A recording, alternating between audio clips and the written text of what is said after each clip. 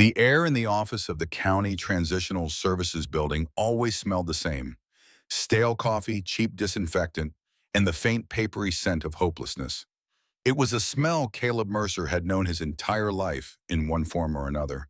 It was the official fragrance of the system, the scent of fluorescent lights buzzing over linoleum floors, the scent of adults who had stopped believing in anything except the clock on the wall and the pension waiting at the end of it. He sat on a plastic chair that was bolted to the floor. His fingers traced the gouges in its surface, little scars carved by 100 other kids who had sat in this exact spot waiting for their futures to be handed to them in a manila envelope. Some of those kids had probably carved their initials. Some had just dragged their nails across the plastic out of boredom or fear or some nameless thing in between. Caleb didn't carve anything. He just sat there feeling the grooves under his fingertips like Braille trying to read a message left behind by ghosts. He had turned 18 yesterday. The state of California, his legal guardian for the last 6 years, was officially done with him. His file was closed, his case number archived. The bed he had slept in at the group home on Figueroa Street had probably already been stripped and made up with fresh sheets for the next kid in line. There was always a next kid. The system never ran out of raw material. He was free. It felt less like freedom and more like being pushed out of a moving car. Ms. Pemberton sat across from him, her desk a fortress of organized despair. Manila folders stacked with surgical precision, a framed photograph of a golden retriever, a coffee mug that read, "World's okayest social worker," which might have been funny once a long time ago before the joke became the truth. She wasn't a bad person. Caleb had known bad people in the system: caseworkers who cut corners, house parents who took out their frustrations on the smaller kids. Ms. Pemberton wasn't one of them. She was just worn down to a smooth professional nub by years of budget cuts and other people's tragedies. She was a stone in a river shaped by the current into something too smooth to grip. She clicked her pen. It was a nervous habit, a tiny metronome counting down the seconds until he was no longer her problem. "Caleb," she began. Her voice was flat, carefully emptied of anything that might be mistaken for personal investment. "As we've discussed, your placement at the group home has terminated. Legally, you are an adult." She said the word adult like it was a diagnosis, like a doctor telling you the test results came back and the news wasn't good. "You have the final stipend check, the list of resources, and the bus pass." She slid them across the desk. 3 items. They looked pathetic and small under the fluorescent lights, like offerings left at a shrine that nobody worshipped at anymore. The check was for $200. It was meant to last until he found a boy and an apartment in a city where a closet rented for $1,000 a month and a studio would cost you your soul. The list of resources was a photocopied sheet slightly crooked on the page listing homeless shelters and job centers with lines around the block. The bus pass was good for a week, 7 days of free rides to nowhere. Caleb didn't take them. His hands were sweating, and he kept them balled into fists in his lap. He could feel the bones of his knuckles pressing against the skin hard and sharp, like something trying to get out. "Is that it?" he asked. His voice came out smaller than he wanted it to. It was the voice of a kid, not an adult, and he hated himself for it. Ms. Pemberton sighed, a little puff of air that barely disturbed the tower of files to her left. It was the sigh of a woman who had exhaled the same breath 1,000 times before and would exhale it 1,000 times again. "I know this is difficult. The system isn't perfect." That was the understatement of the century. The system was a machine designed to keep you running in place until you aged out, and then it just switched you off and let you fall. It didn't prepare you for anything. It didn't teach you how to live. It just kept you alive long enough to become someone else's problem, and then it washed its hands and reached for the next file. "However," she said, and her tone shifted slightly, a subtle change like a needle moving on a gauge. "A piece of mail came for you. It was addressed to the facility from a law office. It pertains to your grandfather." Caleb's head snapped up. Pop. The word formed in his mind before he could stop it. Not grandfather, not Arthur Mercer, deceased as he was listed in the file. Pop. The name tasted like sawdust and pine needles and wood smoke.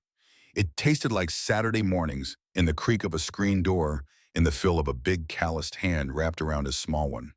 He hadn't heard his grandfather's name spoken by an official in years. After the accident, after they took Caleb into the system, Pop had become just a footnote, a deceased relative with no viable estate, a dead end in the paperwork.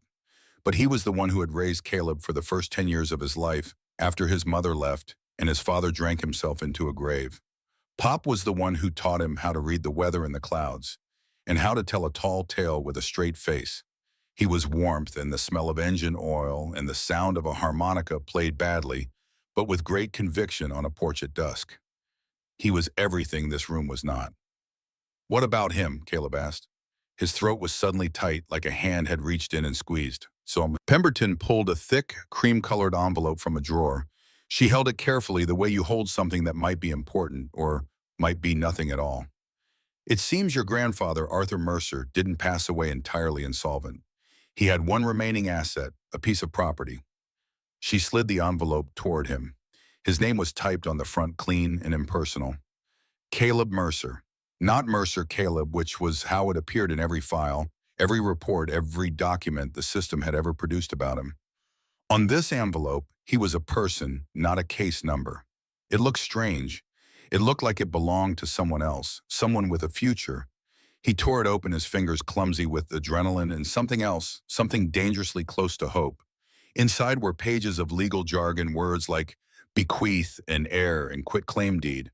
The language was dense and airless, designed to make simple things complicated and complicated things incomprehensible. He scanned through them, his heart pounding a frantic, hopeful rhythm against his ribs. And then he saw it. A single parcel of land, 5 acres in an unincorporated part of Plumas County, California. And on that land, one structure was listed. One Quonset hut model, 20 by 40 condition as is. A Quonset hut, a half-cylinder of corrugated metal like an airplane hangar for a lawnmower. A relic from a war that ended before his grandfather was born, surplus military architecture, sold off by the government to farmers and ranchers, and anyone else who needed a cheap roof over a lot of empty space. He remembered it now, vaguely, a shape from a weekend when he was 10 years old. Pop had driven them up into the mountains in his old Ford pickup, the one with the cracked dashboard and the radio that only picked up AM stations. They had spent 2 days out there sleeping in the truck, cooking beans over a fire. Pop had shown him the hut.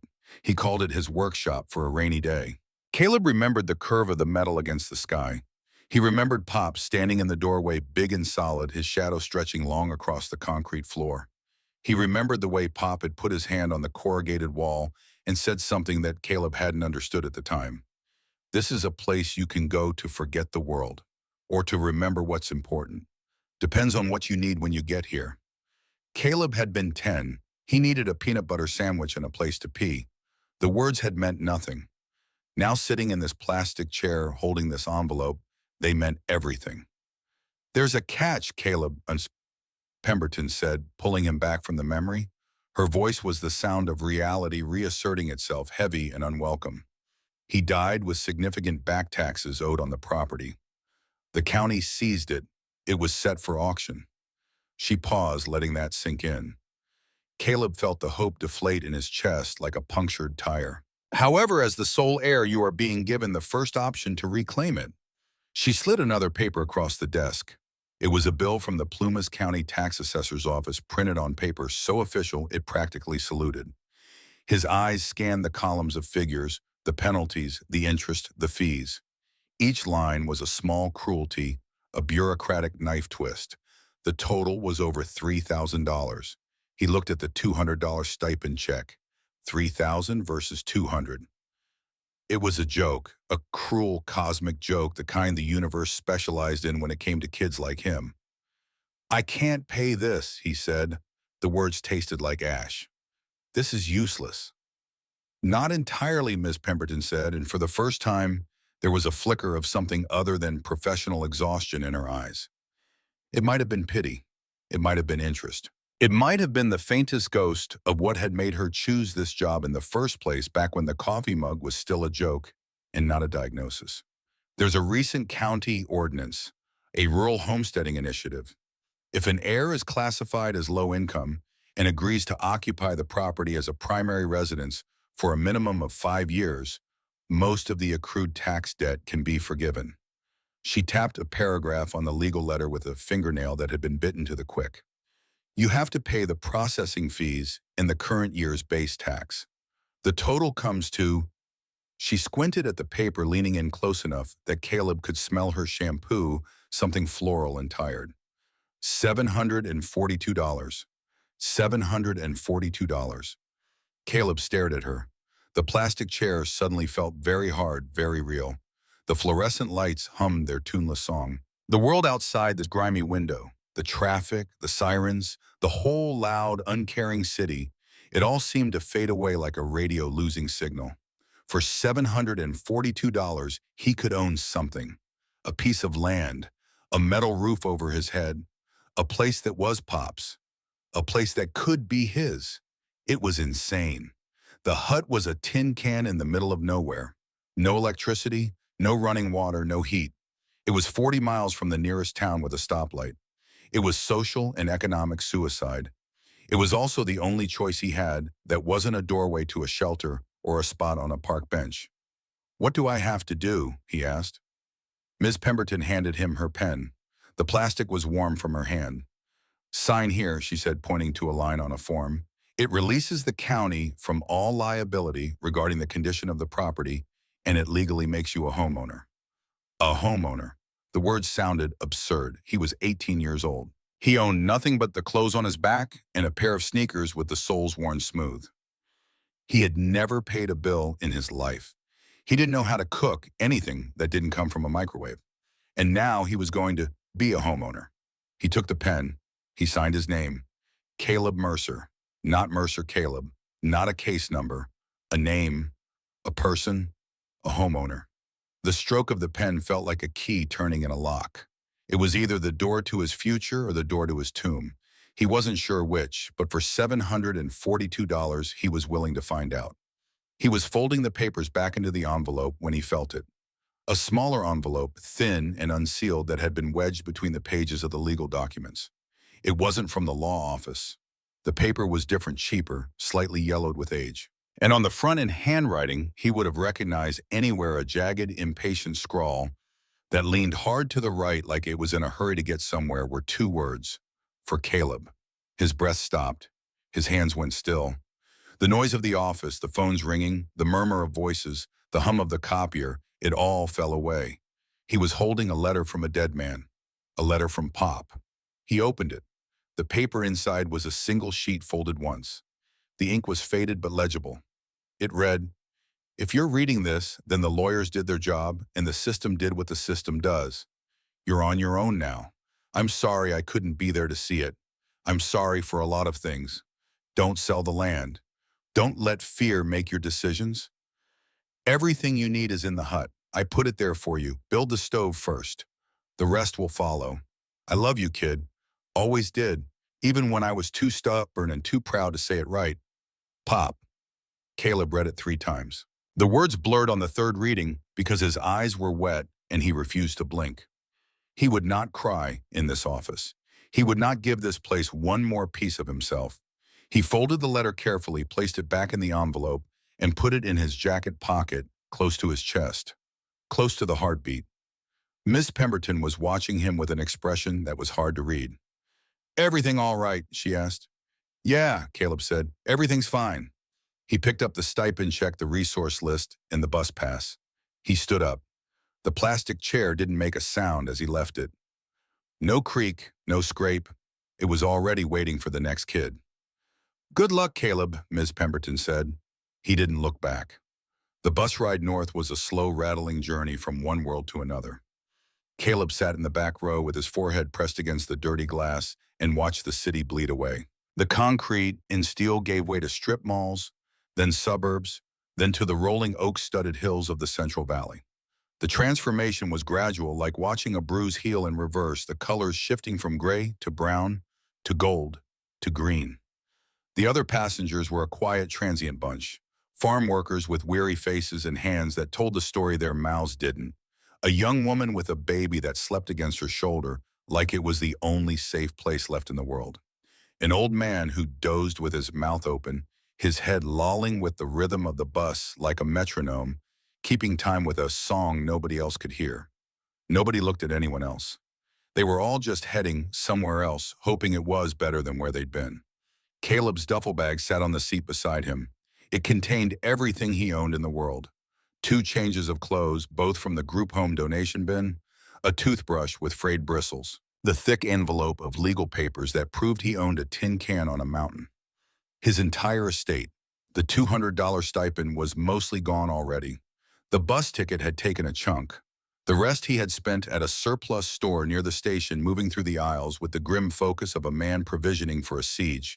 He bought a heavy wool blanket, army surplus the color of mud, a cast iron skillet small enough to carry, but heavy enough to brain a bear if it came to that, a bag of rice, a bag of beans, an axe. It was a pathetic collection of supplies for a man starting a new life. It looked like the inventory of someone preparing to disappear. Maybe that's exactly what it was. As the bus climbed higher into the Sierra Nevada foothills, the landscape changed again. The oaks were replaced by tall, solemn pines that stood like sentries along the road. The air grew thin and sharp even inside the bus. He could feel it in his lungs, a coolness that went deeper than temperature, that seemed to reach down into the bottom of his chest and clean out corners that hadn't been touched in years. Patches of old, dirty snow lingered in the shadows between the trees, stubborn remnants of a winter that was reluctant to leave. Pop used to say the mountains had their own time. They didn't care about your schedules or your plans. You adapted to them or they broke you. He said it the way other people talked about God, with respect and a healthy dose of fear. The bus wheezed to a stop at a crossroads. There was no station, no bench, no shelter, just a dusty pull-off with a faded sign that read, Grizzly Flats Population 112, and a mailbox with no name on it. The driver, a heavy man with a neck like a fire hydrant, glanced in his mirror. "This is you, kid." Caleb grabbed his bag and stepped out. The bus pulled away with a hiss of air brakes, leaving him standing in a profound and sudden silence. The kind of silence that has weight, the kind that presses against your eardrums and makes you aware of your own breathing, your own heartbeat, the blood moving through your veins. It was the opposite of the city where silence was just a gap between noises. Here, silence was the default.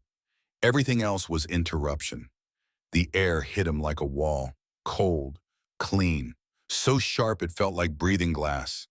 It smelled of damp earth and pine resin, and something else, something mineral and ancient, the smell of the mountains themselves of stone that had been sitting in the same spot since before humans learned to walk upright.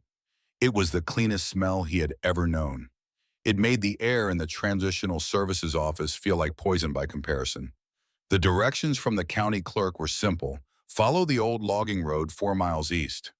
4 miles hadn't sounded like much when he was sitting in a warm office looking at a map.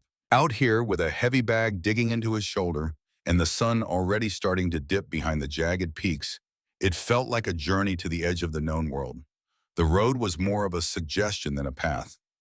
2 muddy ruts carved through the forest by decades of lumber trucks, now overgrown and half reclaimed by the wilderness.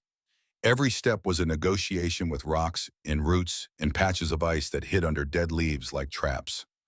The duffel bag swung against his hip, the axe handle poking him in the ribs with every stride. The rice and beans shifted and settled in their bags with a sound like whispered conversation. The forest closed in around him. The pines were enormous, their trunks wider than he could wrap his arms around their tops, lost in a canopy so thick it filtered the fading sunlight into a dim green cathedral glow. The ground was carpeted with brown needles, soft and quiet underfoot. He could hear the crunch of his own boots, the thump of his own heart. This, whatever this was, felt like it might be something more, or something less. But at least it was something different. The shadows grew longer. The air grew colder. The forest grew darker, and then, after what felt like an eternity of walking, he saw it.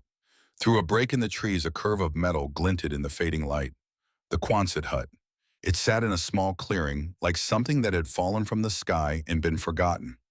A half-cylinder of corrugated steel, maybe 40 feet long and 20 feet wide, with a pair of heavy double doors at one end and small plexiglass windows set high in the curved walls. It looked like a giant half-buried silver beetle. It looked like the rib cage of a mechanical whale. It was smaller than he remembered, and far more dilapidated. Rust bloomed in angry orange patches along the seams where the corrugated panels overlapped. The last rays of sunlight streamed through the filthy plexiglass windows, illuminating a cavernous, mostly empty space. Dust motes danced in the beams like tiny spirits, summoned by the opening of the doors. The floor was bare concrete, cracked and stained with oil and rust, and the fossilized tracks of creatures that had wandered in and out over the years. The corrugated walls sweated with condensation, the droplets catching the light like tears. It was bleak. It was a shell. It was a promise of pneumonia and frostbite and slow, cold, lonely defeat. He felt a wave of despair so powerful it almost knocked him off his feet. It hit him in the chest like a fist, and for a moment he couldn't breathe. He had traded a cot in a warm room for this. He had signed his name on a piece of paper and traveled 200 miles to stand inside a rusting metal tube in the middle of a frozen forest. He had paid $742 to die of exposure. He dropped his duffel bag. The thud was swallowed by the emptiness. Even sound didn't want to stay in this place. This was a mistake. A catastrophic, life-altering, irreversible mistake. He was about to turn around. He was about to walk back through those doors and leave them open and let the forest have it all, the hut, the land, the papers, the whole pathetic inheritance. And then his eyes caught something in the far corner. Tucked away in the deepest shadows, almost invisible in the gloom, was a large wooden crate. It was military grade, built from thick planks with rope handles on the sides. The kind of crate that was designed to survive being dropped out of a cargo plane. Painted on the side in faded white stencil were two words. Mercer A. Pop had left it here. Caleb's heart started beating again. Not the panicked flutter of a few seconds ago. This was different. Slow. Heavy. The thrum of something large and powerful coming to life. He walked over to the crate, his boots echoing on the concrete. Each step felt deliberate, ritualistic, like approaching an altar. The shadows were thick in this corner, and he had to kneel down and squint to see clearly. His fingers found the edges of the lid. It wasn't nailed down. It was just set in place, heavy and snug. He lifted it. Inside, packed carefully in straw that smelled of dry summer and distant hayfields, were Pop's things. There was a set of old, well-oiled tools. A hammer with a hickory handle worn smooth by decades of use. A handsaw with teeth that were still sharp. Chisels in 3 sizes. A level with a bubble that still floated true. Each tool was wrapped in an oiled cloth, protected from the moisture and the cold with the care of a man who understood that tools were not just objects. They were extensions of the hand. They were trust made physical. There was a stack of wool blankets, thick and heavy, smelling faintly of mothballs. There was a small cast-iron camp stove, black as coal, with a pipe that nested inside it. A box of waterproof matches sealed in wax. A coil of good rope, a whetstone, a tin of gun oil, and underneath it all, at the very bottom of the crate, wrapped in a piece of oilskin like something holy, there was a book. It was a thick, leather-bound journal. Its cover was cracked and worn, the leather darkened by years of handling. Caleb could see the impression of Pop's thumbs in the cover, 2 smooth spots where he had held it open 1,000 times. The pages were filled with his familiar handwriting, that impatient, forward-leaning scrawl, the penmanship of a man who thought faster than he could write and didn't much care about neatness. Caleb's hands were shaking as he opened it. The first page read, "This journal is for Caleb when the time comes. If you're reading this, the time has come. I'm sorry I'm not there to hand it to you in person. I would have liked that, but a man doesn't always get to choose his timing." Caleb closed his eyes. He pressed the open journal against his chest and breathed. The straw, the oil, the old leather, Pop. He opened his eyes and kept reading. Tucked inside the front cover, folded into a neat square, was a hand-drawn schematic. He pulled it out and unfolded it carefully. The paper was thick drafting paper, the kind architects used. The drawing was precise and detailed, rendered in pencil with notes in ink scattered across every margin. At the top of the page, in letters large enough to read in dim light, Pop had written, "The heart of the home, a Russian black stove." It was a plan for building a massive masonry stove. A Chernaya pech, the old Russian design. A structure made of river stone and clay, 6 feet tall and 4 feet wide, designed to absorb heat from a short, intense fire and radiate it back into the living space for hours. Maybe a full day. The notes were everywhere, in the margins, between the lines. Arrows pointing to specific parts of the drawing with instructions written in Pop's voice so clear Caleb could almost hear him. Use river stones, they hold the heat best. Granite if you can find it. The rounder the better. Flat ones for the base. Clay and sand from the creek bed for mortar. Mix it thick, should hold its shape when you squeeze it. The chimney is the tricky part. Get the flue right or you'll smoke yourself out. Angle it 15 degrees. Not more, not less. Build the channels inside like a maze. Make the hot air work for its freedom. Every turn it takes, it leaves more heat in the stone. It was a blueprint for survival. But it was more than that. It was a conversation. It was Pop talking to him from beyond the grave, walking him through the most important thing he would ever build. Not just a stove, a chance.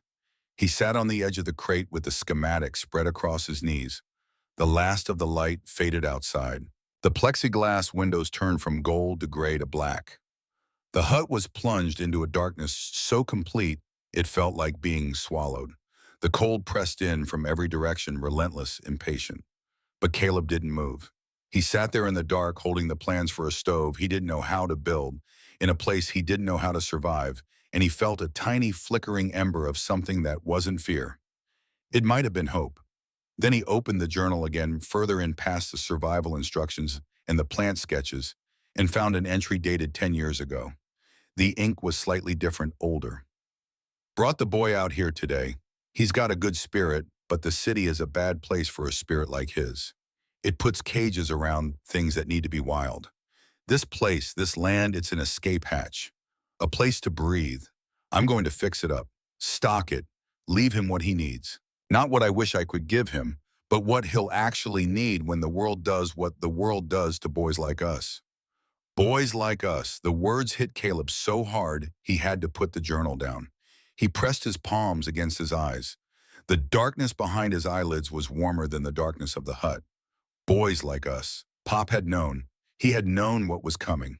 Not the specifics, maybe not the exact shape of the catastrophe, but the general outline. He knew the system. He knew what it did to boys who had no one. He knew because he had been one. The realization settled over Caleb like one of the heavy wool blankets from the crate.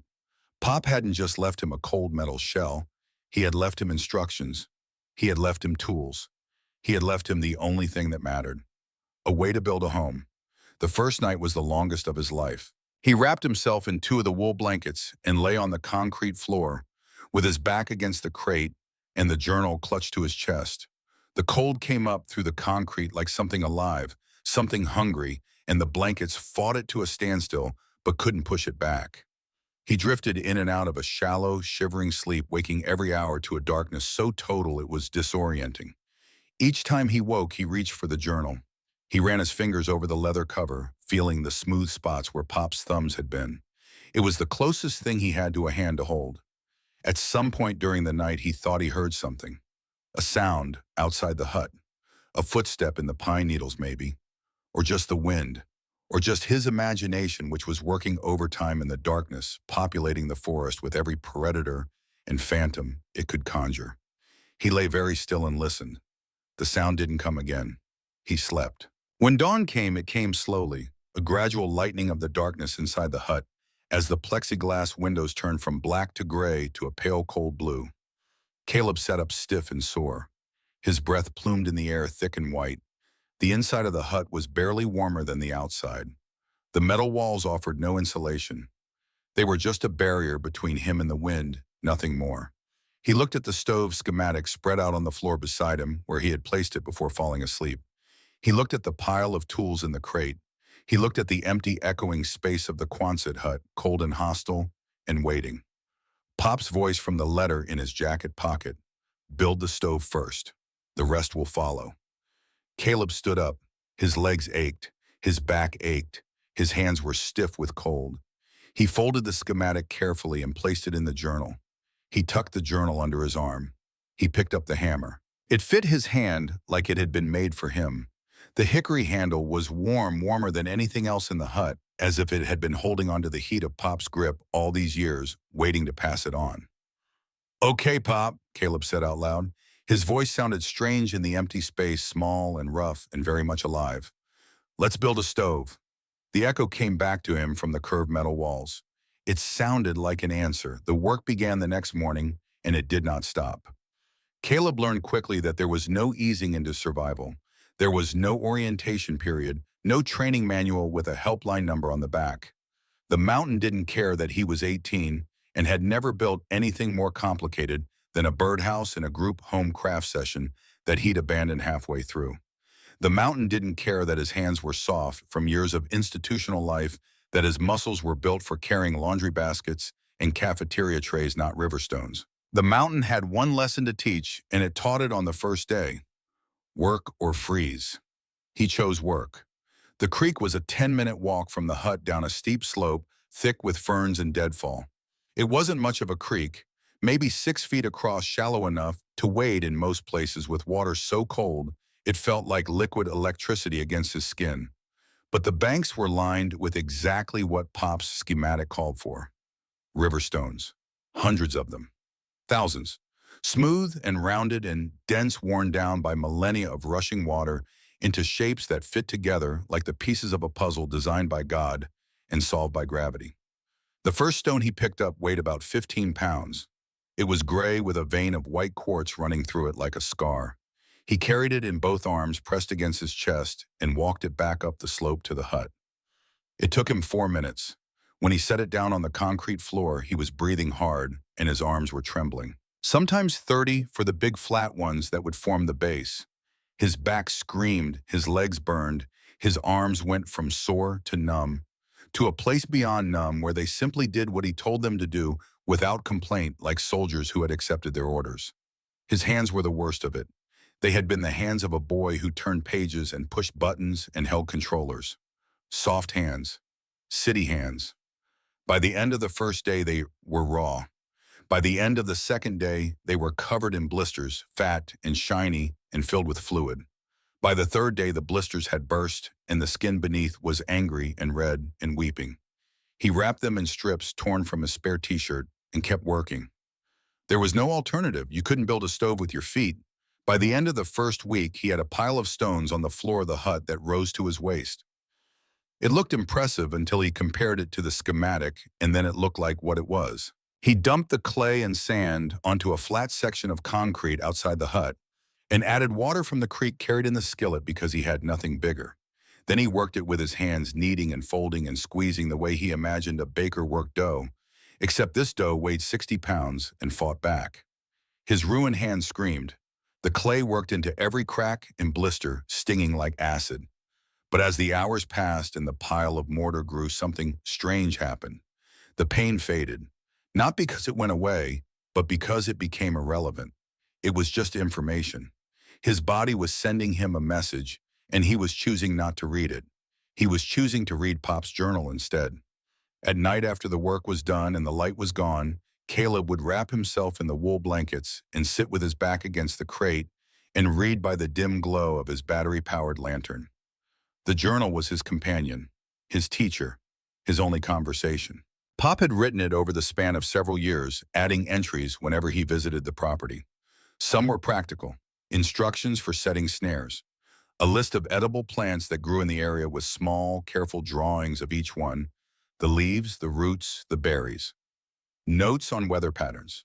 When the clouds stack up in layers over the western ridge, you've got about 8 hours before the rain hits. When they come in flat and fast from the north, you've got about 2. Some entries were personal, memories of Caleb's grandmother, who had died before Caleb was born. She would have loved this place. She always said the trees were the only honest things left in the world. They don't pretend to be anything they're not. And some entries were just Pop talking, thinking out loud on paper.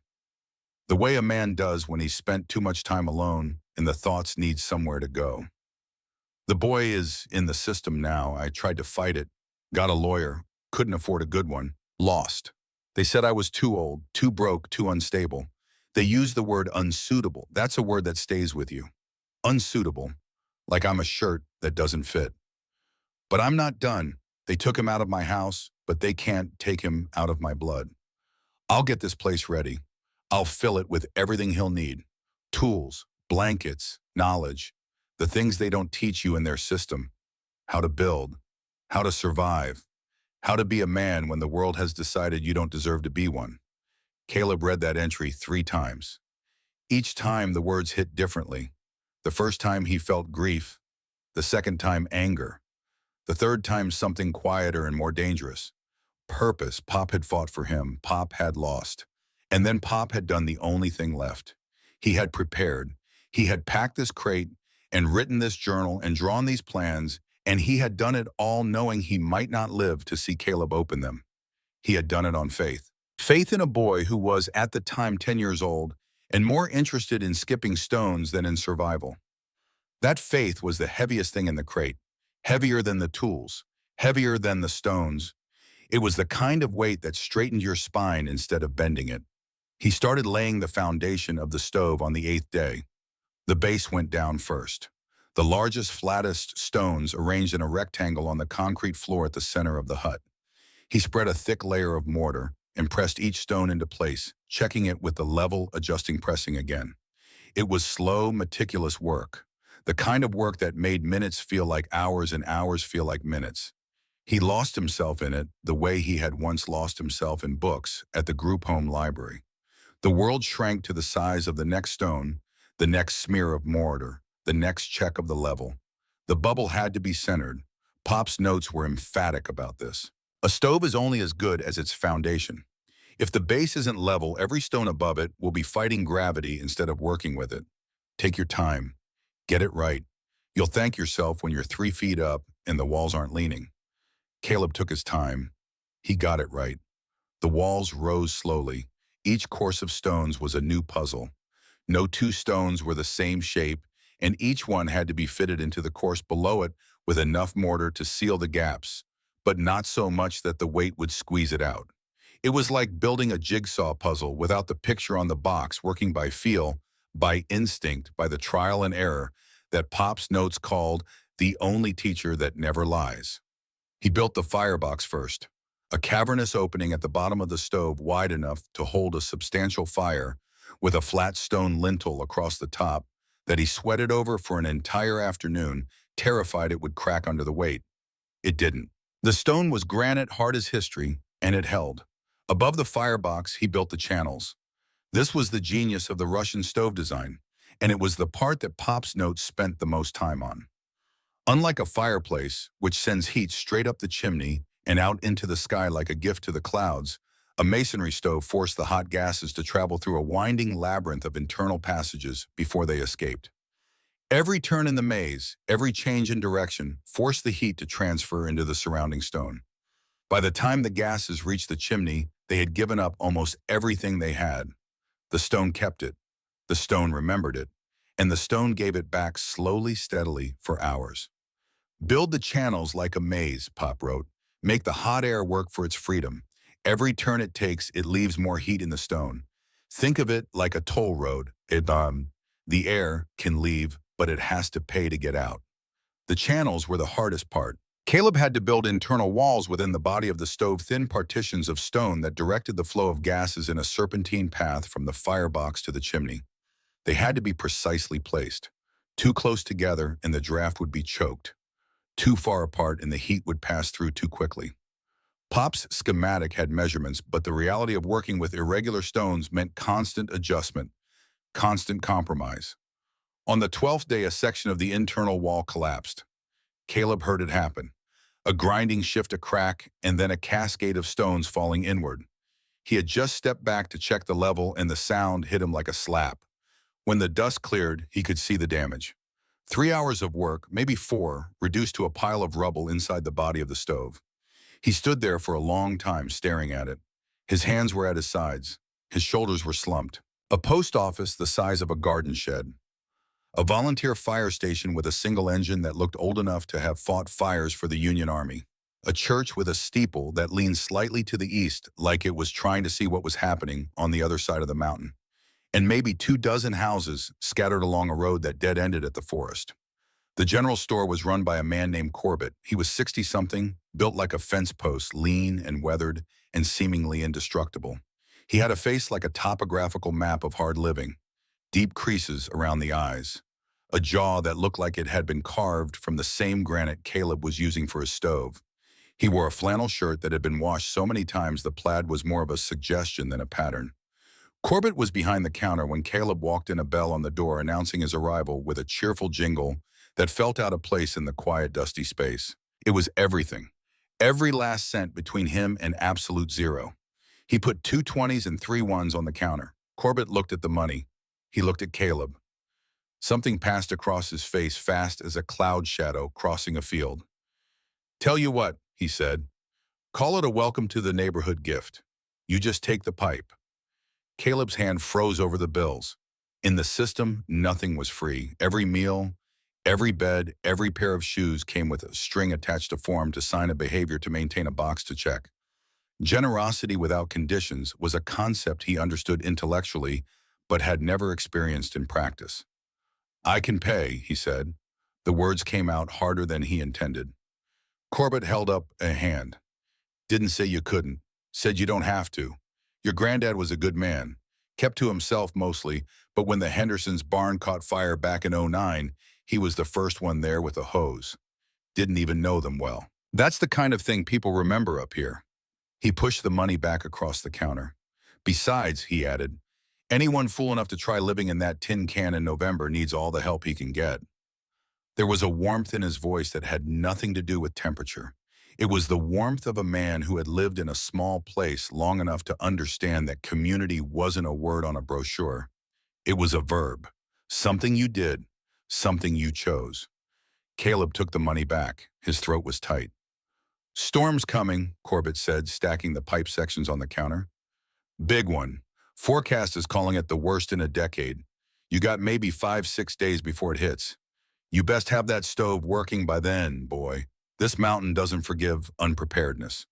He said it the way a man talks about a neighbor he respects but doesn't trust. The mountain was a fact. You could admire it or fear it, but you couldn't argue with it. "I'll be ready," Caleb said. He carried the pipe sections home two at a time, making 2 trips, 8 miles of walking with galvanized steel balanced on his shoulder. His legs complained. His shoulder went numb. He didn't stop. That night, he read further into Pop's journal and found the entry that changed everything. It was buried in the middle of the book between a sketch of a water filtration system and a list of which mushrooms in the area were edible and which would kill you. The handwriting was different here. Smaller. Tighter. The letters pressed hard into the paper as if the pen were trying to carve the words into the page rather than just write them. "I haven't told the boy yet. Haven't told anyone. What's the point? You don't tell a 10-year-old that his grandfather grew up in a state home in Bakersfield. You don't tell him that his pop was ward number 3117 until he turned 17 and they put him out on the street with a bus ticket and a pamphlet about job training. I built my life from nothing. From less than nothing. I built it with these hands and I lost most of it along the way, but I kept the important things. The knowledge, the stubbornness, the refusal to believe the world when it told me I was worth nothing. The boy has the same thing in him. I can see it. That spark, that stubborn little flame that the system tries to snuff out but can't quite reach. He doesn't know it's there yet, but he will. When the time comes, he will. That's why I'm building this place. Not for me, for him, because I know what's coming. The system will take him. I'm old and I'm broke, and the courts don't care about old and broke. They'll put him in a home, and he'll grow up the way I did with nothing but a number and a file. But when they let him home, when they push him out the door and tell him he's an adult, he'll have this, a piece of land, a roof, and everything I know about surviving when the world decides you don't matter. It's not much. Pop had been fighting a war on 2 fronts, against the courts and against time. He lost both. But before he lost, he had done this. He had packed this crate. He had written this journal. He had drawn these plans. He had prepared a lifeboat for a shipwreck he knew was coming. The last section of the journal was dedicated entirely to the stove. Pages and pages of notes, refinements, alternative designs. Pop had studied these stoves the way some men studied scripture, with devotion, with obsession, with the faith that the knowledge would matter when the time came. The Chernaya Peck, Pop wrote, the black stove, The Russians have been building these things for 500 years. There's a reason for that. A fireplace is a luxury. It looks pretty and it sounds nice, and it loses 80% of its heat up the chimney. A masonry stove is a tool. It's ugly and it's heavy, and it takes a week to build. But it works. It works when everything else fails. He fashioned the damper from a piece of sheet metal he found in the back of the hut, cutting it with tin snips and bending it around a wire hinge. It was crude. It was ugly. It worked. On the 21st day, 3 weeks to the day since he had arrived, the stove was finished. It stood in the center of the Quonset hut like something from another century. 6 feet tall, 4 feet wide. A hulking solid mass of river stone and clay, its surface still damp, its mortar still curing. It wasn't pretty. The walls were lopsided in places. The mortar was smeared and uneven. The stones didn't match. Some were gray, some brown, some speckled with quartz and mica that caught the light like tiny stars. But it was solid, it was real, it was there. Caleb put both hands flat against the surface of the stove. The stone was cold, cold as the creek bed it came from, cold as the mountain air, cold as every night he had spent shivering on the concrete floor. But not for long. He stood back and looked at what he had built. 21 days of labor, hundreds of stones, thousands of pounds of material carried on his back from the creek. Blisters that had bled and hardened into calluses that he would carry for the rest of his life. Muscles that ached in places he didn't know muscles existed. And for the first time since he had stepped off that bus at Grizzly Flats, Caleb felt something that he almost didn't recognize because it had been so long since he'd felt it. Pride. Fierce and hot and aching like a burn. The pride of a man who had built something with his own 2 hands. Not been given it. Not had it assigned to him. Built it. Stone by stone. Layer by layer. From the ground up. That night he sat with his back against the stove and read the last entry in Pop's journal. It was short. Just a few lines written in handwriting that was shakier than the rest. The letters trembling slightly, as if the hand that wrote them was tired, or cold, or running out of time. I think this is the last time I'll make it up here. The truck barely made it. I barely made it. The body is giving out. That's all right. Bodies do that. It's what's inside them that matters. Everything is ready. The crate is packed. The journal is finished. The plans are drawn. The rest is up to you, kid. Remember what I told you that weekend. This is a place you can go to forget the world, or to remember what's important. Build the stove. Keep the fire. The rest will follow. I love you. Pop. Caleb closed the journal for the last time. He held it in his lap, both hands resting on the cracked leather cover, his thumbs in the smooth spots where Pop's thumbs had been. He didn't cry. It wasn't just a heater anymore. It was his only hope. The blizzard was coming, and his trial by fire was about to begin. He needed to do the first firing. The curing burn. Pop's journal was specific about this. The first fire had to be small, gentle, just enough heat to slowly drive the moisture out of the clay mortar without cracking the stones. A fire that was too big, too fast, too hot would shatter the masonry and bring the whole structure down. 3 weeks of work destroyed in an hour by impatience. His heart hammered against his ribs. He had one shot at this. One match, one chance, one moment where everything he had built would either prove itself or crumble. He gathered a small pile of dried twigs and pine needles that he had collected over the past week and stored in the driest corner of the hut. He laid them inside the firebox on a bed of crumpled paper torn from the pages of a months-old newspaper he had found stuffed in a crack in the wall. He added a few larger pieces of kindling, thin sticks the width of his finger arranged in a loose teepee over the tinder. His hands were shaking as he reached for the waterproof matches. He struck one. The match flared to life. A tiny defiant spark in the growing gloom. The phosphorus head burned white, then settled to yellow, then to a steady warm gold. The flame was small enough to cup in his palm, but it threw shadows across the walls of the hut that were 10 feet tall. For a moment, that small flame was the brightest thing in the world. He touched it to the tinder. It caught. A whisper of smoke. A crackle. Then a small, hungry flame began to lick at the dry wood, growing brighter and hungrier with each second. Caleb left the flue open and the firebox door cracked, feeding just enough air to keep the fire small and controlled. A thin ribbon of smoke curled up through the channels inside the stove, through the maze of stone passages, and up the chimney. He watched the spot where the pipe exited the wall. For a terrible, eternal moment, nothing happened. Then a wisp of smoke appeared outside, curling up from the pipe into the falling snow, thin and blue and perfect. It worked. The flue drew. The channels flowed. The smoke went where it was supposed to go. A wave of relief washed over him, so powerful he had to put his hand on the stove to keep from falling down. His knees went weak. His vision blurred.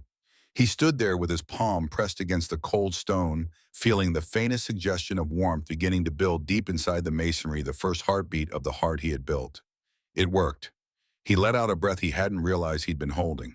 It came out shaky and loud, and it sounded like a laugh and a sob at the same time. Outside, the world was disappearing. The snow was coming down in a thick, blinding curtain, now driven by a wind that was starting to howl around the corners of the hut. Not a whisper anymore. A moan, low and sustained and building like something large and angry waking up from a long sleep. Caleb forced the big metal doors shut. The boom echoed in the enclosed space like a cannon shot. He slid the heavy iron bar into place, locking himself in, locking the storm out. The bar was cold in his hands and it scraped against the brackets with a sound that was final and absolute. He was sealed inside. A man in a metal can on a frozen mountain with a fire he had built and a storm that was coming to test it.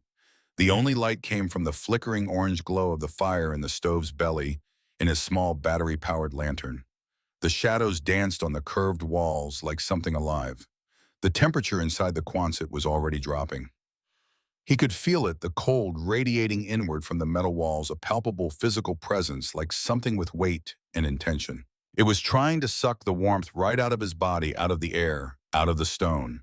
The little fire in the stove felt pitifully small against the vastness of the cold. A candle in a cathedral. A match in a mine shaft. The wind rose from a moan to a howl to a shriek.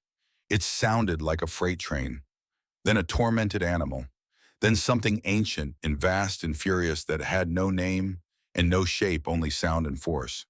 The metal walls of the Quonset began to groan and pop under the strain, the corrugated panels flexing and contracting with sounds like gunshots. Snow, fine as dust, began to hiss through the tiny gaps in the seams, little white lines appearing in the darkness like cracks in the shell of the world. Caleb spent the next hour stuffing every crack he could find with strips of an old tarp from the crate. It was a losing battle, but it was something to do, a way to fight back against the siege. The storm was a living thing, and it wanted in. He fed the fire a little more wood, slowly, carefully, not too much, not too fast. Pop's voice in his head steady and patient. Slow and steady. Let the stone warm up at its own pace. You rush it, you break it. You patience it, it'll give you everything. He placed his hand on the stones near the firebox. They were warm, not hot, not yet, but the deadly bone-deep cold was retreating from them. The stone then was waking up.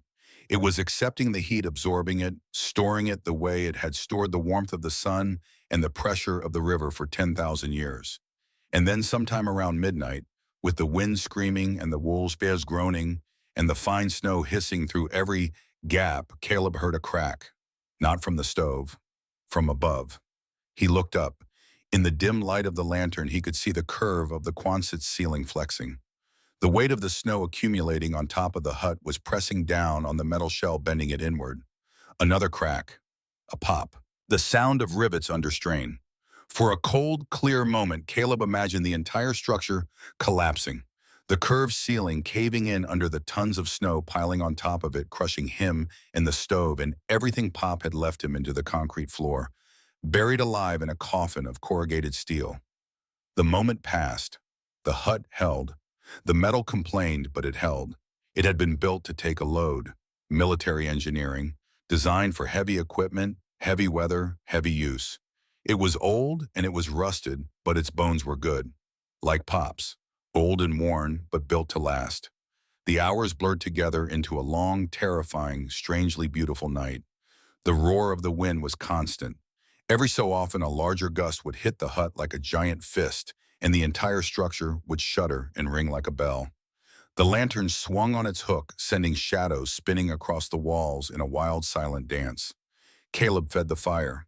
He checked the seals. He listened to the storm. Not just wood, but time and heat and hope. He sat on the concrete floor and looked at what remained. A small pile. Maybe a day's worth if he burned conservatively. Maybe less. Then he looked at the crate. Pop's crate. The military-grade box with the rope handles and the stenciled name. Mercer A. The container that had held everything. The tools, the blankets, the matches, the journal. The vessel that had carried Pop's love across the years from his hands to Caleb's. It was made of thick pine planks, dry, seasoned by years in the hut. It would burn hot and clean. Caleb stared at it for a long time. The wind howled. The stove radiated its warmth. The coal pressed in from every direction. He picked up the axe. The first blow split the side panel with a crack that sounded like a bone breaking. Caleb flinched. His eyes stung. He swung again and again.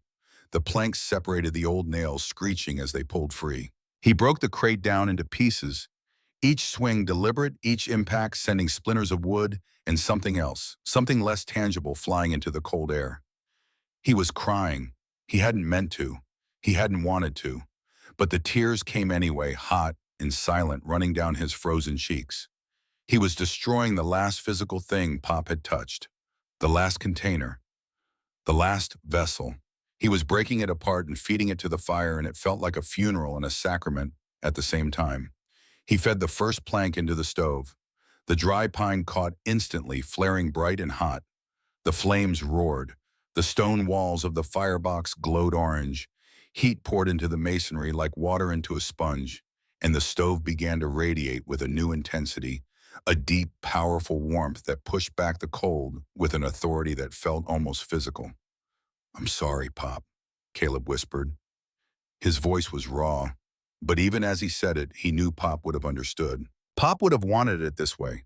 The crate was wood. Wood was fuel. Fuel was life. Sentiment was a luxury, and survival was a tool. Pop knew the difference. He had always known the difference. The crate burned through the night, and the stove, fed by the last gift Pop had to give, kept the cold at bay while the mountain tried, with everything it had, to reclaim what Caleb had built. He made a small meal of rice and beans cooked in the skillet on the flat top of the stove. The food was hot and simple and tasted like nothing and everything at the same time. It was fuel.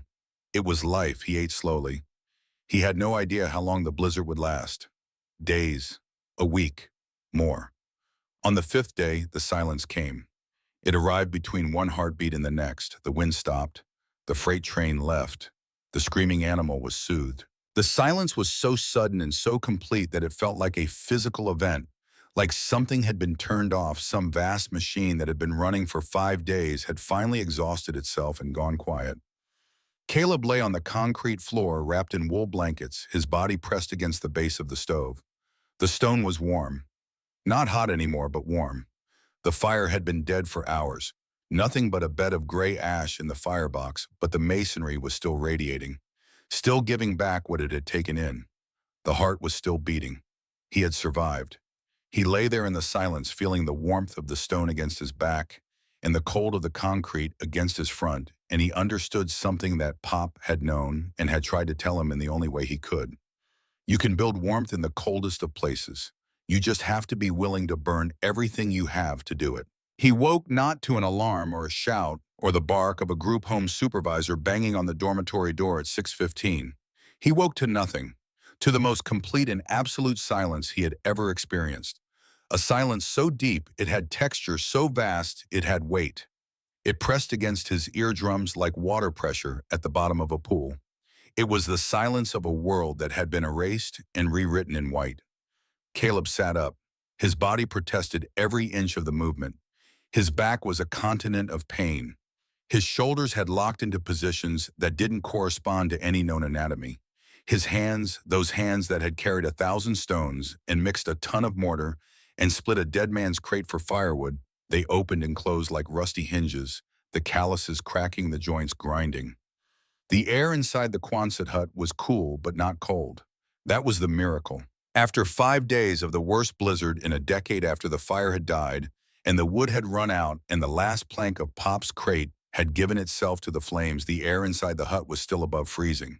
The stove was no longer hot to the touch, but when Caleb pressed his palm against its surface, the stone was warm. A gentle, persistent, stubborn warmth, like pressing your hand against the chest of a sleeping animal and feeling the slow, steady heartbeat beneath the ribs. The fire was dead, but the heart was still beating. He looked at the small digital clock he had brought from the group home. It was battery-powered, and it had sat on the concrete floor through the entire storm, counting the minutes with the indifferent precision of a machine that didn't care whether anyone was alive to read it. The display read 7:42 a.m. He had slept for 14 hours straight. Caleb got to his feet. The wool blankets fell away from his shoulders and pooled on the floor. He was wearing every piece of clothing he owned. 2 shirts, a hoodie, the jacket, 2 pairs of socks, the jeans he had been wearing for 3 weeks straight, stiff with dried clay and sweat and creek water. He smelled like a man who had been living inside a metal tube with a stone furnace. He smelled like smoke and earth and survival. He went to the doors. The iron bar was frosted over a thin layer of ice coating the metal like a second skin. He lifted it. His muscles protested with a dull, distant ache, like a complaint filed by a department that knew it would be ignored. The bar scraped free of the brackets, and he set it aside. He pushed the door. It didn't move. He pushed harder, leaning into it, putting his shoulder against the cold metal. It shifted a fraction of an inch with a grinding scrape and then stopped. Solid, immovable. Through the crack, a sliver of white was visible. Not light, not skis, white. A wall of it, packed and dense and featureless. Snow. He was buried. The realization hit him like a bucket of ice water. Not gradually, not with a slow dawning understanding, but all at once, a full-body shock that started in his gut and radiated outward to the tips of his fingers and the roots of his teeth. He was inside a metal tube under 8 feet of snow, on a mountain that nobody lived on, in a county that probably didn't even know he existed. The logging road was buried. The path to town was buried. The trees, the clearing, the creek, the entire landscape was buried under a blank white erasure. Panic came fast and hard. It tasted like copper pennies. His breathing went shallow and rapid, each breath a short, sharp intake that didn't seem to reach his lungs. His vision narrowed. The walls of the hut seemed to lean inward, pressing closer, shrinking the space around him until he was standing in a coffin, a metal coffin with a stone monument at its center, and the snow was the dirt being shoveled on top. He was going to die here. Nobody was coming. Nobody knew. He was going to suffocate or starve or freeze, and they would find him in the spring, a skeleton curled on a concrete floor next to a pile of rocks that some fool kid had thought was a stove. The panic built to a peak, the high, tight sound in his ears like a wire being pulled taut. And then from somewhere deep inside him, from a place he hadn't known existed until this exact moment, came a voice. Not Pop's voice, not anyone's voice, his own. Stop. The word was quiet and firm, and it cut through the panic like a blade through rope. Stop. Breathe. Think. He closed his eyes. He breathed. In through the nose. Out through the mouth. The way the one decent counselor at the group home had taught him, the one who had been let go in the budget cuts after 3 months. In through the nose, cold air filling his lungs. Out through the mouth, warm air leaving in a slow, steady stream. Again. Again. The panic didn't disappear. It retreated. It pulled back to the edges of his mind like a tide going out. Still there, still present, but no longer drowning him. In its wake, it left something harder and clearer. Thought. He opened his eyes. He had food. Rice and beans for a week, maybe 2 if he stretched it. He had water, or he could make it by scooping snow from the gaps around the door and melting it in the skillet on the stove. He had the stove itself.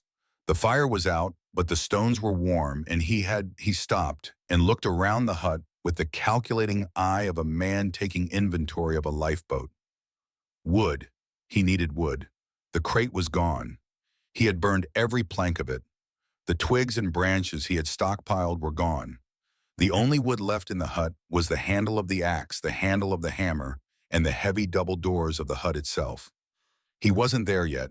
He wasn't desperate enough to burn his tools or his doors. Not yet. But the question hung in the air like smoke. How long? How long could he last in here before the warmth faded and the food ran out and the silence became something worse than noise? Pop's voice. From the journal. He had read the passage so many times he had it memorized, the words etched into his mind the way Pop's thumbprints were etched into the leather cover. Fear is a bad navigator. Use your head, not your gut. Your gut will tell you to run. Your head will tell you to think. When you've got nowhere to run, thinking is the only option that doesn't cost you anything. Caleb thought the snow would melt. Not today, maybe not tomorrow, but eventually. The blizzard was over. The silence proved that. The storm had spent itself. Now it was just a matter of time. And in the meantime, he had everything he needed to survive. Shelter, heat, food, water. He wasn't comfortable, he wasn't safe. But he wasn't dead. Not today. He spent the rest of that day in a state of surreal calm. It was the calm of a man who has looked at his situation from every angle and concluded that the only productive response is patience. He fired the stove again, a small fire this time. He had found wedged behind the stove, where it had been pushed during the building process, a handful of wood scraps, offcuts, shims, small pieces that had been trimmed from larger stones and discarded. They weren't much, but they were enough to give the stove a gentle charge, enough to warm the stones and push back the creeping cold. He melted snow for water in the skillet. The snow from the gaps around the door was dirty, mixed with rust particles from the metal walls, so he let it settle and poured the clear water off the top into the empty bean can. It tasted like metal and earth and cold. He ate a small portion of rice. He chewed it slowly. Each grain was a unit of time, a minute of survival. He counted them without counting them, the way a man counts money when he's down to his last dollar. Not with numbers, but with weight. He read Pop's journal again. Not because he hadn't read every word already, but because the words had become something more than information. They were company. They were a voice in the silence. When Caleb read Pop's handwriting, he could hear the words in Pop's voice, that slow, gravel-bottom drawl with the slight pause between sentences, like a man who chose his words the way a carpenter chooses his boards. Carefully, with an eye for the grain. Pop had been snowed in here once. 9 days. He wrote about it with the matter-of-fact tone of a man describing a long weekend. The world disappears. The sky goes away. The trees go away. The road goes away. You are left with only yourself. It is a good test. Most people never take it because most people are never forced to. They live their whole lives surrounded by noise and motion and other people, and they never have to sit in a room with nothing but their own mind and find out whether it's a place worth living in. I was snowed in for 9 days. By the end of it, I knew myself better than I ever had. I didn't like everything I found, but I respected it, and that's more important than liking. Caleb sat with that passage for a long time. The silence was vast. It filled the hut the way water fills a basin, finding every corner, every crack. It was not empty silence. It was full silence, full of the absence of everything he had known. No traffic, no sirens, no televisions blaring through thin walls, no arguments in the next room, no footsteps in the hallway, no system, no structure, no one to tell him where to be or what to do or who to become. Just him, just the stone, just the quiet. And in that quiet, something began to happen. Something slow and subtle, like a crack forming in a dam. The tension he had carried in his body for as long as he could remember, the constant low-grade alertness of a kid who had learned early that safety was temporary and peace was a trick. It began to drain away. Not all at once, not in a rush, but steadily, like water finding its level. He wasn't safe, he knew that. He was buried under 8 feet of snow in a metal hut with a week's worth of food and a stone stove that was cooling by the hour. But he was alone, truly completely alone. And for the first time in his life, that aloneness didn't feel like abandonment. It felt like space, room to breathe, room to think, room to be something other than a file number or a case study or a cautionary tale. He slept and woke and slept and again. The days passed, he wasn't sure how many. The clock counted, but he stopped looking at it. Time had become irrelevant. There was only the rhythm. Wake, melt snow, eat, check the stove, read, sleep. A rhythm as old as the species. After 5 days of lantern light and firelight, and the gray half-light that seeped through the snow-covered windows, the sunlight was an assault. Caleb threw up his hand to shield his eyes. The world beyond the door was white, pure, absolute blazing white. The snow reflected the sun with an intensity that made his eyes water and his head pound. And there, emerging from the tree line like something from a fever dream, was a snowplow, huge and yellow and impossibly loud after the days of silence. Its blade was raised high, pushing a mountain of snow ahead of it, carving a path through the white wilderness, with the brute authority of a machine that didn't know the word impossible. The plow ground to a halt. The engine idled a deep rumbling purr. The cab door opened and a man climbed down. He was big, wide-shouldered and thick-armed, with a beard that was more gray than brown, and hands that looked like they could crush walnuts or cradle a kitten with equal competence. He wore a heavy canvas jacket and boot that had seen more winters than Caleb had seen years. He sank into the snow up to his thighs and waded toward the hut, his face registering first surprise, then concern, then a kind of amused respect that was particular to men who lived in hard country and recognized the signs of survival in others. "Well, I'll be damned," he said. His voice was a gravelly rumble that matched the engine behind him. "Didn't think anyone was living out here. You all right, kid?" "I'm okay," Caleb said. His voice cracked. It sounded foreign to his own ears, rough and unused, like a hinge that hadn't been turned in a long time. "Just snowed in." "Snowed in is an understatement." The man chuckled to sound deep and genuine. "We got almost 8 feet in 5 days. Biggest dump in a decade. Whole county is buried. Lucky I decided to clear this old road. County pays me extra for the logging access routes." He paused, looking past Caleb into the dim interior of the hut. His eyes found the stove. They widened. He let out a low whistle, long and slow, the kind of whistle a man gives when he sees something that surprises him and impresses him at the same time. "A Russian stove," he said quietly. "Haven't seen one of those in hell, must be 20 years, maybe more." He looked at Caleb. "You build that?" "Yeah," Caleb said. "My grandfather's plans." The man's expression changed. Something shifted behind his eyes, a recognition, a connection, a piece of a puzzle falling into place. Arthur Mercer's grandson. It wasn't a question. It was a statement of fact delivered with the certainty of a man who had been waiting for this particular fact to become true. "Yeah," Caleb said. "How did you name Sully?" the man said. He pulled off his glove and stuck out a bare hand. His grip was like iron, warm and rough and absolute. "I knew your grandfather. Everybody up here knew Arthur. Good man. Stubborn as a government mule, but a good man." He released Caleb's hand and looked at the stove again, shaking his head with that slow, admiring shake that men reserve for things that have earned their respect. "That stove probably saved your life," Sully said. "It did," Caleb said. And then, because the words felt important and true, and because there was no one else to say them to, he added, "I built it." Sully nodded. "You inherited the stubborn gene. Most folks would have froze to death in this tin can." He helped Caleb dig out the rest of the doors. They worked side by side with shovels, clearing the packed snow in companionable silence, the kind of silence that exists between men who are doing physical work together and don't need words to fill the space. When the doors were finally open all the way, Caleb stepped outside for the first time in 5 days. The world took his breath away. It was not the world he had left. It was a different planet entirely. So clean it felt like his lungs were being scoured, every trace of smoke and dust and staleness being rinsed away and replaced with something that tasted like the beginning of the world. It was the most beautiful thing Caleb had ever seen. His Quonset hut sat in the middle of all that beauty, like a small, stubborn declaration of existence. A metal half-cylinder, rusted and patched and imperfect, with a thin plume of smoke still curling from its chimney pipe. A sign of life. A signal fire. A refusal to disappear. "Come on," Sully said, clapping him on the shoulder with a hand that felt like a falling tree. "Let's get you to town. You could use a hot meal and some company that talks back." The ride into Grizzly Flats in the cab of the plow was warm and loud and disorienting.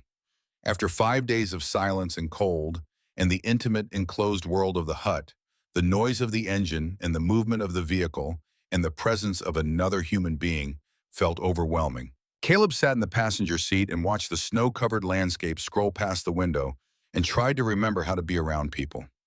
Sully drove with the relaxed competence of a man who had been pushing snow off mountain roads for decades. His hands were easy on the wheel. His eyes moved constantly, reading the road, the drifts, the tree line, the skoma. "Your grandfather saved my life," he said. The words were casual, dropped into the conversation the way a man drops a stone into a creek. No fanfare, no build-up, just a fact offered freely. Caleb turned from the window. 15 years ago, Sully continued. January. Storm came in fast, faster than anyone expected. I was clearing the upper roads and the plow threw a chain. Middle of nowhere, temperature was dropping to 20 below. I was looking at a cold walk and a colder night when your grandfather came up the road in that old Ford of his. Don't know what he was doing up there. Never asked. He had chains and a toe strap and a thermos of coffee, and he pulled me out and drove me down to the valley. Wouldn't take a dime. Said neighbors don't charge for the obvious. Sully paused. The plow pushed through a drift, and the world opened up ahead of them, the road appearing beneath the snow, like a memory being uncovered. After that, I made a point of clearing this logging road every winter. County pays me for the main routes, but this one I do on my own time. Arthur's Road. Even after he stopped coming up. Even after I heard he'd passed. I just kept clearing it. He glanced at Caleb. Didn't know why. Habit maybe? Stubbornness? Or maybe I was just waiting to see if someone would show up. He said it simply without sentiment, the way men of his generation talked about loyalty and debt and the unspoken contracts that held small communities together. It wasn't a story about kindness. It was a story about cause and effect. Pop had thrown a stone into the water 15 years ago, and the ripples had reached all the way to this moment, to this cab, to this ride through the snow, to a town where people were waiting. Pop had planted seeds everywhere, in a crate, in a journal, in the memory of a man with a plow, and now, years after his death, those seeds were breaking through the frozen ground. Grizzly Flats looked like a town from a different century. The snow was piled high on the roofs of the few buildings, thick white caps that made every structure look like a mushroom. The power was out. The road was a canyon carved between walls of white. Smoke rose from chimneys. The air smelled of wood fire and diesel and the sharp, clean bite of winter. Corbett's general store was lit by lanterns. The warm yellow glow spilled through the frosted windows and fell on the snow outside in golden rectangles that looked like doorways to somewhere better. When Caleb walked in with Sully, the bell on the door jingled and Corbett looked up from behind the counter. His weathered face cracked into a grin that rearranged every line and crease into an expression of genuine unguarded delight. "Well, look what the plow dragged in," he said. "We were about to send a search party for you, boy. Heard you'd moved into your granddad's old workshop." A woman Caleb didn't know, middle-aged with kind eyes and rough hands, appeared from somewhere behind the shelves and pressed a thermos of hot coffee into his hands without a word. The coffee was black and strong and so hot it burned his tongue, and he didn't care. It was the best thing he had ever tasted. Corbett refused to let him pay for the groceries. Rice, beans, canned soup, a sack of oats, dried fruit, a bar of soap, a candle. He pushed the money back across the counter, the same way he had pushed back the money for the stovepipe. "Call it a welcome to the neighborhood," he said. "Delayed delivery. Anyone who can survive the Widowmaker storm in that old hut deserves a little credit." There were other people in the store. 3, 4, maybe 5. It was hard to tell in the lantern light. They were quiet rural people who didn't make a fuss about anything because fuss was a waste of energy, and energy was something you didn't waste on a mountain, but they looked at Caleb with something he had never seen directed at him before. It wasn't pity. He knew what pity looked like. He'd grown up swimming in it. The tilted head, the soft voice, the careful avoidance of certain words. This was different. This was something harder and more honest. It might have been respect or recognition. The acknowledgement of one survivor by others who understood what survival cost because they paid the price themselves every winter. Caleb didn't know what to say. He had never been part of a community. He had been part of a system which was the opposite of a community. A system processed you. A community held you. He had been processed his entire life, and now standing in a general store lit by lanterns holding a thermos of coffee given to him by a stranger, for no reason other than that he was cold, and she had coffee, he was being held. Not physically, but held nonetheless. It was a strange, warm, disorienting feeling, almost as warm as the stove. He walked the 4 miles back to the hut that afternoon. The road had been cleared by the plow, the snow pushed to the sides and walls that rose above his head. The world was still and bright and cold. His boots crunched on the packed snow with a sound that was rhythmic and steady, a walking heartbeat. The supplies were heavy on his back. The coffee was warm in his stomach. The silence of the forest was no longer menacing. It was familiar. It was the sound of his neighborhood. When the hut came into view through the trees, something shifted in his perception.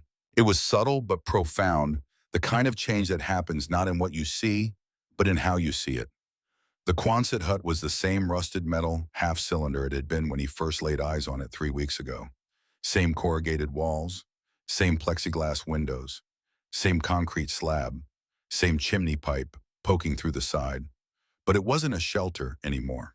It wasn't a refuge or a fallback position or a last resort. It was home. The word formed in his mind with the quiet certainty of a stone settling into mortar. Home. Not a house, not a residence, not a placement. Home. A place he had built, a place he had survived in, a place where the walls knew his name because he had sweated against them and cursed at them and leaned on them in the dark. The weeks that followed were a slow awakening. The snow began to melt, not all at once but in stages. First, the sun-facing slopes where the white retreated up the mountain like a tide going out, revealing the brown earth and the green of the ferns beneath. Then the clearings where the snow thinned and sagged and developed a crystalline crust that shattered underfoot like thin glass. Then the forest floor where the melt was slower and quieter, the snow giving way to mud and moss and the first tiny green shoots of plants that had been waiting beneath the white for their moment. The creek thawed. It started as a trickle under the ice, a whisper of moving water beneath the frozen surface. And then one morning Caleb heard a crack like a rifle shot, and the ice split, and the water came rushing through brown with silt and cold as a blade, but alive utterly and unmistakably alive. Caleb settled into a rhythm. He woke at dawn. He fired the stove, a small fire, just enough to charge the stones for the day. He ate, he worked. The work was different now. It was no longer the desperate, frantic labor of survival. It was the steady, purposeful labor of building. He reinforced the hut. He sealed the gaps in the corrugated walls with a mixture of tar and clay that turned the drafty shell into something approaching insulation. He built a sleeping platform from fallen timber, raising himself off the concrete floor and the cold that radiated up from it. He dug a latrine 50 yards from the hut downhill and downstream, following Pop's notes on sanitation with the same devotion he had followed the stove plans. He cut wood, endless, relentless, satisfying wood. He learned to read the standing deadwood in the forest, to tell by the color of the bark and the sound of the axe strike whether a tree was dry enough to burn. He learned the swing, the economy of motion, the way the axe found its own rhythm if you stopped trying to force it and let your body remember what a million years of evolution had taught it.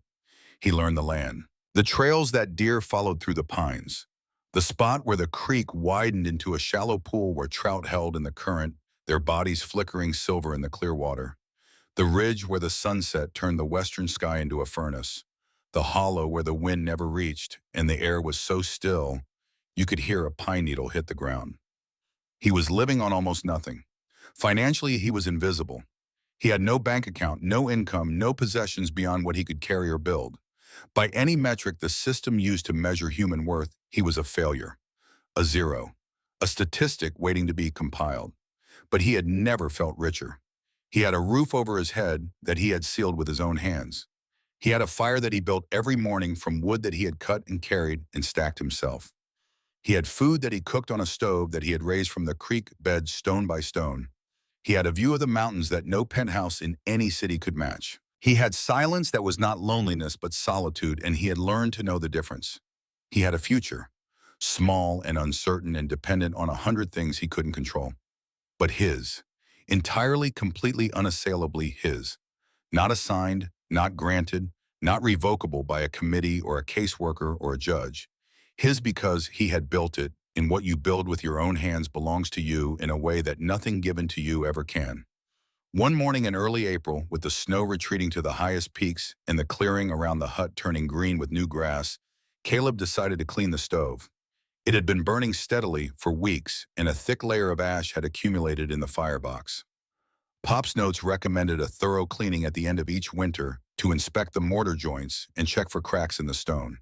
He let the fire die and waited a full day for the stove to cool. He set down the trowel and reached in with his bare hand, pushing aside the last layer of ash. His fingers found the foundation stones, flat, smooth, tightly fitted, and there in the very center of the base, one stone that wasn't like the others. It was smaller, thinner, rounder, and it was loose. He worked it free with his fingers.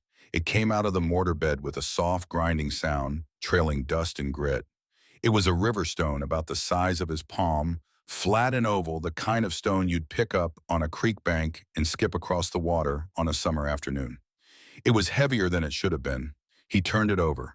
The bottom was flat and smooth, worn by the river into a natural writing surface. And carved into that surface, cut into the stone, was something sharp and patient. A chisel or a knife were words. Letters scratched deep enough to survive the heat of 100 fires. A baton pass in a relay race that stretched across generations, from one throwaway boy to another, from one set of calloused hands to the next. Caleb sat on the floor of his hut with the stone in his hands, and he let the tears come. He didn't fight them. He didn't hide them. There was no one to hide from and nothing to fight. He cried the way the creek ran in spring, freely, fully, without apology or restraint. He cried for Pop, for the man who had grown up alone and built a life and lost most of it and used what was left to prepare a safe place for a grandson he couldn't raise. He cried for the boy he had been, the 10-year-old who had been pulled out of Pop's house by strangers with badges and clipboards and transported to a world of plastic chairs and manila envelopes. He cried for the years in between, the gray, flat institutional years, where he had learned to make his face blank and his heart small and his expectations smaller. And he cried for the man he was becoming. The creek flashed silver through the trees, running fast and full with meltwater. The sky was the deep, honest blue of a mountain spring. The air smelled of damp earth and pine resin and the sweet, sharp perfume of wild things growing. A bird sang somewhere in the canopy, a single clear note repeated 3 times. It sounded like a question and an answer at the same time. Caleb went to the spot where the crate had been, the corner of the hut where he had found it on that first terrible evening when the despair had almost swallowed him whole, the corner where Pop's legacy had waited in the dark like a patient animal. The crate was gone. He had burned it. Every plank, every nail hole, every splinter. But in its place, sitting on the concrete floor where he had left it weeks ago, was the journal. The leather-bound book with the cracked cover and the thumbprint impressions and the pages full of spidery handwriting. The book that had taught him how to build a stove and read the weather and find clay and survive a winter and understand the man who had loved him enough to prepare for a future he would never see. Caleb picked it up. He held it for a moment, feeling the weight of it, the warmth of the leather, the smoothness of the worn spots. Then he set it down on the shelf next to the carved stone. He reached into his jacket pocket and pulled out a small notebook he had bought at Corbett's store the day he came into town after the blizzard. It was cheap, cardboard cover, lined pages, the kind of notebook a kid would use for homework. It cost $1.50. He opened it to the first page. He picked up the pencil that was tucked into the spiral binding. He sat down on the sleeping platform, his back against the warm stone of the stove, and he began to write. The first words came slowly. His handwriting was nothing like Pop's. It was neat and small and careful, the handwriting of a kid who had learned to write in institutional classrooms where neatness was enforced and personality was discouraged. But as the words came, the letters loosened. They leaned a little. They picked up speed. They started to look like they were going somewhere. He wrote, "My name is Caleb Mercer. I am 18 years old. I own 5 acres of land and a Quonset hut in the mountains of Plumas County, California. I have a stove I built with my own hands and a chimney that draws true and a roof that held through the worst blizzard in a decade. I was a ward of the state. I was case number 7734. I was a plastic chair and a manila envelope and a $200 check and a week-long bus pass to nowhere. Now I am a homeowner, a fire builder, a stone layer, a survivor of the Widowmaker. My grandfather was a man named Arthur Mercer. He was a foster kid. He was ward number 3, 117. He built his life from nothing, and he left me everything that mattered. Not money, not property, knowledge, tools, a way to build warmth in the coldest of places. He told me this was a place you can go to forget the world or to remember what's important. I've done both. This is the first page of my journal. I don't know what comes next. I don't know how many pages there will be, but I know this. I'm going to keep building. He closed the notebook. He set the pencil down. He put his hand on the stove. The stone was warm. It was always warm now. Not hot, not burning, just warm. A steady, reliable, enduring warmth that asked for nothing and gave everything. The warmth of something that had been built to last. Outside, the spring sun was climbing over the ridge. The shadows retreated across the clearing. The new grass glowed green and gold. The creek sang its cold, clear song. The pines stood tall and straight and patient the way they had stood for centuries before him and would stand for centuries after. Caleb Mercer, 18 years old, homeowner firekeeper, grandson of a man named Arthur, who had once been a boy named Nobody, stood in the doorway of his home and looked out at the world he had chosen. It was vast and wild and indifferent and beautiful.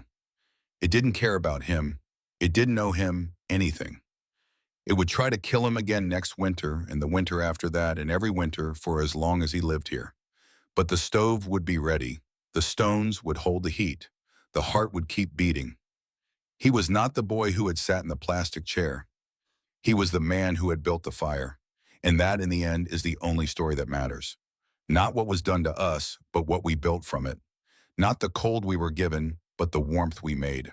Not the hand we were dealt, but the house we built with our own two hands, stone by stone, in the place where no one thought anything could grow. You can build warmth in the coldest of places. You just have to be willing to start with a single stone.